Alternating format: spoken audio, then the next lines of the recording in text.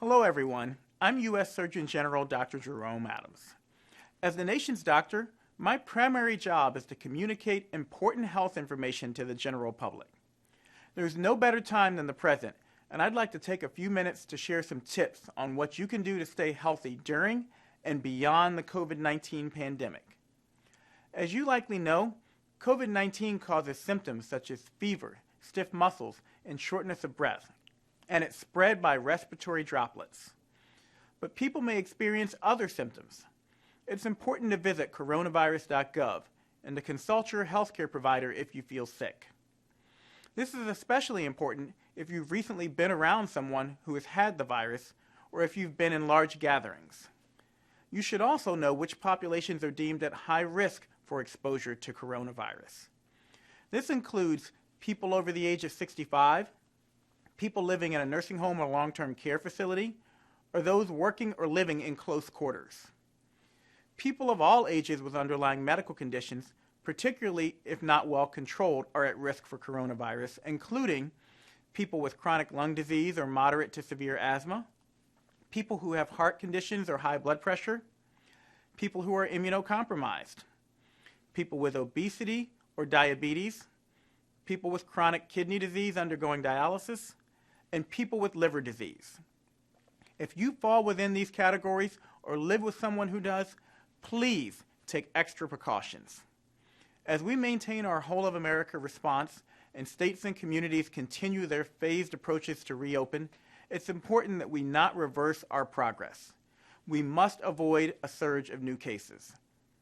It's also important that we remember the virus is still just as dangerous and that it's critical we remain vigilant to protect ourselves and our vulnerable loved ones.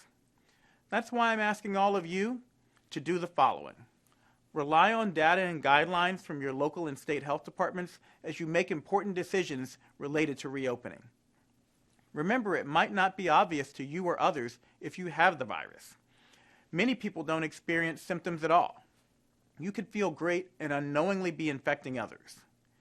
That's why my recommendation is that anytime you're out and in public, practice social distancing and wear a face covering. Help spread the word that wearing a cloth face covering is an act of kindness and respect to protect those around you from your potential pre-symptomatic or asymptomatic spread. You may not be able to tell just by looking at someone if they are at higher risk for susceptibility or if they interact with vulnerable populations that need protection. It's also especially important to practice social distancing and good hygiene in all settings and encourage others to do the same. Wash your hands frequently and thoroughly. 20 seconds of scrubbing with soap and water will do the trick. If you're using hand sanitizer, make sure it has at least 60% alcohol. Please put these precautions into action as you head back out in your communities. And don't forget physical activity. Our physical health is so important, and it can also have a big impact on our mood and our resilience to COVID-19. We should all prioritize our mental health and wellness as well. Be sure to check in with friends, family, and those who you know who might be struggling. Video conferencing and writing good old-fashioned letters have been two ways my family has stayed in close touch with friends and loved ones both near and far throughout the pandemic.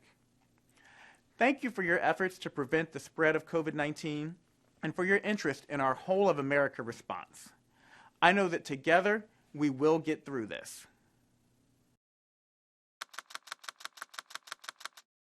Produced by the U.S. Department of Health and Human Services at taxpayer expense.